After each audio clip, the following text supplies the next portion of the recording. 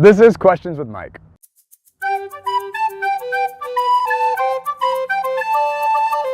Our question today is, how do you position yourself with fathers and mothers, and how can we be good sons and daughters? It's a great question. Fathers and mothers, in the spirit especially, super important, really helpful, sometimes essential to our development and growth. It's important to recognize the value and the significance of that relationship before we even try looking for it. Some people, I think, want to just go for it because they've been told they're supposed to have it without fully understanding the value of that. So we want to start from a position of realizing that we do have a huge capacity for fathers and mothers to invest in our lives, to cover us, to empower us, to confront us, all the things that a parent would, right? Obviously, we've got our natural parents who we were born to and were raised by and all that, but in the spirit, these might be other people. It might be our actual natural born parents, or it might be other people who've stepped into a place of authority and leadership in our lives that have like mentorship and guidance and covering in our lives. Choices we're making, the direction, the lifestyle, all the things. We want to give them space to be able to speak there. So we want to talk about being a son or daughter first before we talk about fathers and mothers. It's important to realize if you're a guy, you're a son. If you're a girl, you're a daughter, right? And so from that place, that identity piece is actually straight up woven into a context where you're in relationship with other people, right? Other roles in a family. So if you're a son, like I'm a son, right? In that place, my son posture automatically has an expectation and anticipation for covering and insight and input and support. I'm expecting there to be a father or mother who would actually contribute to my life and empower me, not out of a place of entitlement or requirement, but out of anticipation for me receiving what's appropriate for me to be fully developed and taken care of, right?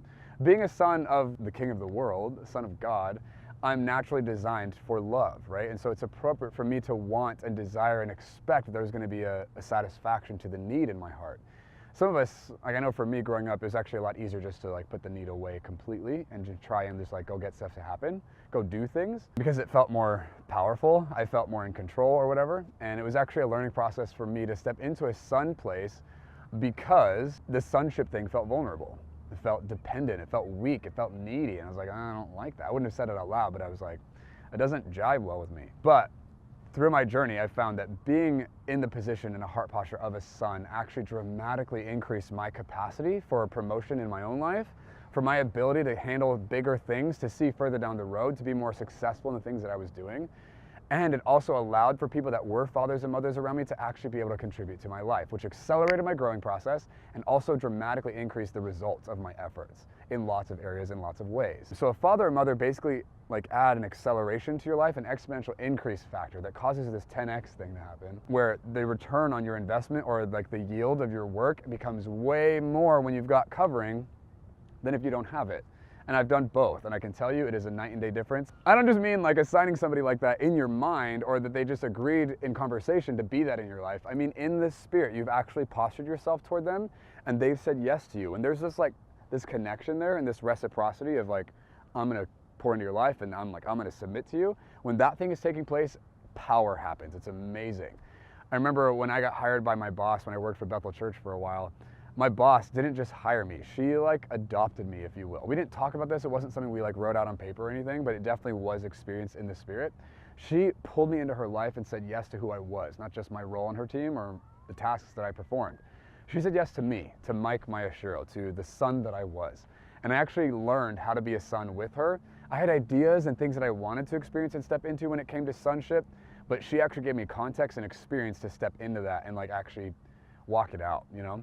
And in that place, I remember the acceleration of the growth in my life dramatically increased, and the amount of promotion I went through in that time was insane. It was crazy. Like, if I just written down all these things that were changing so quickly, it was shocking to try and keep up with. And I had a couple of friends in my life at that point who were like, yeah, dude, it's like, and I had to apologize. I'm like, I'm sorry that I come home every day with all these new things that are changing, that are amazing, these new opportunities that are being given to me. And they're like, no, I get it. It's totally normal. It's awesome. I love that it's happening to you. It sucks that it's not happening to me, but I can see that and I can support it. And it's, you don't have to apologize for that. I'm like, thank you. It was such an interesting season for sure. And it's not that that season has stopped, but there was a unique, specific exchange that was happening in that relationship. And I remember feeling specifically super safe in that place. I felt like I had all this permission and that even if anything went wrong, I was going to be okay. My mom was going to take care of it, kind of a thing, you know what I mean?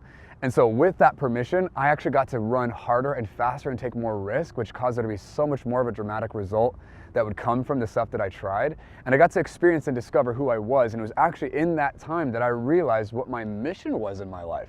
like what the calling was on my life. I had some ideas and they were deep and I was aware of them on some level, but I started finding English. I started being able to articulate and like understand what those deep things were in me that were calling me forward to tomorrow every day.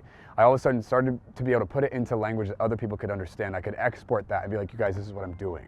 And so now for me to say like, my goal is to increase the spiritual intelligence of the planet, I didn't have words for that for a long time. And so the discerning spirit stuff that I teach on, the emotional health, the business stuff, I didn't have a lot of stuff like that sorted yet. And then working for my boss in that context of covering and relationship changed my ability to understand and engage those things and dramatically increased my success in participating.